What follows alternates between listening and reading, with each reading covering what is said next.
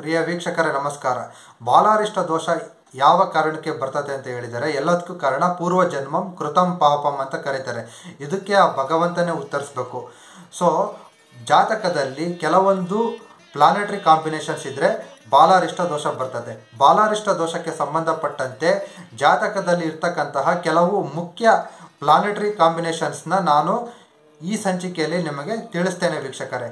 ಮೊದಲನೇದಾಗಿ ತಂದೆ ತಾಯಿಗಳ ಜಾತಕದಲ್ಲಿ ರಾಹು ದಶೆ ಕುಜ ಭುಕ್ತಿ, ಕುಜ ದಶೆ ರಾಹು ಭುಕ್ತಿ, ಗುರು ದಶೆ ರಾಹು ಭುಕ್ತಿ, ರಾಹು ದಶೆ ಕೇತು ಭುಕ್ತಿ, ರಾಹು ದಶೆ ಗುರು ಭುಕ್ತಿ, ಶನಿ ದಶೆ ಕೇತು ಭುಕ್ತಿ, ಶನಿ ದಶೆ ಕುಜ ಭುಕ್ತಿ, ಶನಿ ದಶೆ ರಾಹು ಭುಕ್ತಿ ಮತ್ತು ತಂದೆ ತಾಯಿಗಳ ಇಬ್ಬರ ಜಾತಕದಲ್ಲಿ ಕೆಟ್ಟ ದಶಾಭುಕ್ತಿಗಳ ಸಾಮ್ಯವಿದ್ದರೆ ಅಂತಹ ಸಂದರ್ಭದಲ್ಲಿ ಹುಟ್ಟತಕ್ಕಂಥ ಮಕ್ಕಳಿಗೆ ಬಾಲಾರಿಷ್ಟ ದೋಷ ಬರ್ತದೆ. ಮತ್ತು ಸೂರ್ಯೋದಯದ ಮತ್ತು ಸೂರ್ಯಾಸ್ತಕ್ಕೆ ಕ್ರಮವಾಗಿ 48 ಗಂಟೆ ಮುಂಚೆ ಮತ್ತು 48 ಗಂಟೆಗಳ ನಂತರ ಮಗು ಜನಿಸಿದರೆ 9 ರಿಂದ 12 ತಿಂಗಳ ಒಳಗೆ ಯಾವುದೋ ಒಂದು ರೀತಿಯಲ್ಲಿ ಅಪಮೃತ್ಯು ಅಥವಾ ಮೃತ್ಯುಪೂರಕ ಕಾಯಿಲೆಗಳು ಬರ್ತಕ್ಕಂಥ ಚಾನ್ಸಸ್ ಇರ್ತದೆ. ಲಗ್ನದಿಂದ 6ನೇ ಮನೆಯಲ್ಲಿ ನೀಚ ಸೂರ್ಯನಿದ್ದು ಶನಿ ವೀಕ್ಷಿತನಾಗಿದ್ದರೆ ಹೃದಯದಲ್ಲಿ ಹೋಲ್ ಕಾಣಿಸ್ಕೊಳ್ತದೆ. 6ನೇ ಮನೆಗೆ ನಾವು ರೋಗಸ್ಥಾನ ಅಂತ ಕರಿತೀವಿ. ಮತ್ತು 4ನೇ ಮನೆ ಅಥವಾ ಲಗ್ನದಿಂದ 6ನೇ ಮನೆ 8ನೇ ಮನೆಯಲ್ಲಿ ಚಂದ್ರನ ಜೊತೆ ರಾಹು ಕೇತು ಕುಜನಿದ್ದರೆ 2 ವರ್ಷದ ಒಳಗಡೆ ವಿಚಿತ್ರ ರೀತಿಯ ಚರ್ಮರೋಗ ಸಮಸ್ಯೆಗಳು ಬರ್ತದೆ ವೀಕ್ಷಕರೇ. 8ನೇ ಮನೆಯಲ್ಲಿ ಕುಜ ರಾಹು ಕ್ಲೋಸ್ ಡಿಗ್ರಿ ಕಂಜಂಕ್ಷನಲ್ಲಿ ಇದ್ದು, ಅಂದರೆ ವಿತಿನ್ 6 ಡಿಗ್ರಿ ಕಂಜಂಕ್ಷನಲ್ಲಿ ಕುಜ ಮತ್ತು ರಾಹು ಇದ್ದು ಕುಜ ದಶೆ ರಾಹು ಭುಕ್ತಿ ಇದ್ದರೆ ಶಸ್ತ್ರಚಿಕಿತ್ಸೆಯ ಸಮಯದಲ್ಲಿ ಮಗು ಮೃತಪಡ್ತಕ್ಕಂತಹ ಸಾಧ್ಯತೆ ಯಥೇಚ್ಛವಾಗಿರ್ತದೆ.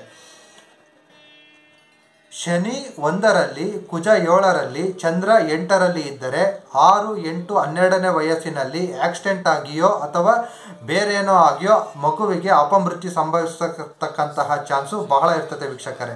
ಕೇತು ಬಂದು ಲಂಗ್ಸ್ನ ಸೂಚಿಸ್ತಾನೆ. 4ನೇ ಮನೆಯಲ್ಲಿ ಕೇತು ಇದ್ದರೆ ಮಗು ಹುಟ್ಟಿದ 6ನೇ ತಿಂಗಳ ಒಳಗಾಗಿ ತೀವ್ರವಾದ ಉಸಿರಾಟದ ಸಮಸ್ಯೆ ಕಾಣಿಸ್ಕೊತತೆ.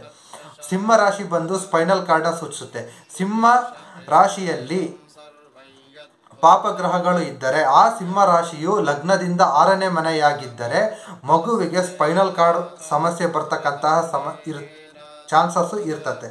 ಮತ್ತು ಸಪ್ತಮದಲ್ಲಿ ರಾಹುವನ್ನು ಸೂರ್ಯ ಚಂದ್ರರು ವೀಕ್ಷಿಸಿದರೆ ಮಗುವಿಗೆ ರಾಹು ದಶೆ ಕಡೆ ಭಾಗ ನಡೆಯುತ್ತಿದ್ದರೆ ರಾಹು ನಕ್ಷತ್ರಗಳಾದ ಆರ್ದ್ರ, ಸ್ವಾತಿ, ಶತಾಭಿಷ 4ನೇ ಪಾದಗಳಲ್ಲಿ ಮಗು ಹುಟ್ಟಿದರೆ 8 ವರ್ಷದ ಒಳಗಡೆ ಯಾವಾಗಲಾದರೂ ಸರಿ ಪ್ರಯಾಣ ಮಾಡುವಾಗಲೋ ಅಥವಾ ಬೇರೇನೋ ಆಗೋ ಮಗು ಅಪಮೃತ್ಯುವಿಗೆ ಈಡಾಗ್ತಕ್ಕಂಥ ಚಾನ್ಸಸ್ಸು ಯಥೇಚ್ಛವಾಗಿರ್ತದೆ. ಜಲತತ್ವ ಲಗ್ನದಲ್ಲಿ ಶನಿ ಕೇತು ಮತ್ತು ಆ ಲಗ್ನದಿಂದ ಅಷ್ಟಮಾಧಿಪತಿಯು ಕೇತು ನಕ್ಷತ್ರದಲ್ಲಿದ್ದರೆ ಅಷ್ಟಮಾಧಿಪತಿ ಇರುವ ರಾಶಿಯ ಅಧಿಪತಿಯು 12ನೇ ಮನೆಯಲ್ಲಿದ್ದರೆ ಅಷ್ಟಮಾಧಿಪತಿ ಇರುವ ನಕ್ಷತ್ರದ ಅಧಿಪತಿಯು ಜಲತತ್ವ ರಾಶಿಯಲ್ಲಿ ಪಾಪಗ್ರಹಗಳ ಜೊತೆ ಇದ್ದರೆ ಅಷ್ಟಮಾಧಿಪತಿಯ ದಶೆ ಆ ಮಗುವಿಗೆ ನಡೆಯುತ್ತಿದ್ದರೆ ಮಗುವಿಗೆ ಜಲ ಸ್ಥಳಗಳಲ್ಲಿ ಜಲಗಂಡಾಂತರ ಉಂಟಾಗಿ ಮಗು ಅಪಮೃತ್ಯುಗೆ ಈಡಾಗ್ತಕ್ಕಂತಹ ಚಾನ್ಸಸ್ಸು ಯಥೇಚ್ಛವಾಗಿರ್ತದೆ. ಇದು ಒಂದು ಪಾಯಿಂಟು. ಮತ್ತು ಮುಖ್ಯವಾಗಿ ನಮ್ಮ ಗ್ರಂಥಗಳಲ್ಲಿ ಏನು ಹೇಳ್ತಾರೆ ಅಂತ ಹೇಳಿದರೆ, ಗರ್ಭಿಣಿ ಸ್ತ್ರೀಯರು ಗರ್ಭಿಣಿಯಾದ 3ನೇ ಅಥವಾ 6ನೇ ಅಥವಾ 9ನೇ ತಿಂಗಳಲ್ಲಿ ಯಾವುದಾದರೂ ತೀರ್ಥಗಳಲ್ಲಿ ಸ್ನಾನ ಮಾಡಿದರೆ ಅಥವಾ ತೀರ್ಥವನ್ನು ಪ್ರೋಕ್ಷಣೆ ಮಾಡಿದರೆ ಹುಟ್ಟತಕ್ಕಂಥ ಮಗುವಿಗೆ ಅಪಮೃತ್ಯು ಸಂಭವಿಸ್ತಕ್ಕಂತಹ ಚಾನ್ಸಸ್ಸು ಭಾಳ ಇರ್ತದೆ ವೀಕ್ಷಕರೇ. ಸೊ ಬಾಲಾರಿಷ್ಟ ದೋಷಕ್ಕೆ ಸಂಬಂಧಪಟ್ಟಂತೆ ನಾನು ಪರಿಹಾರಗಳನ್ನು ಮುಂದಿನ ಸಂಚಿಕೆಯಲ್ಲಿ ತಿಳಿಸ್ತೇನೆ. ಅಲ್ಲಿವರೆಗೂ ನಿಮ್ಮೆಲ್ಲರಿಗೂ ನನ್ನ ನಮಸ್ಕಾರ.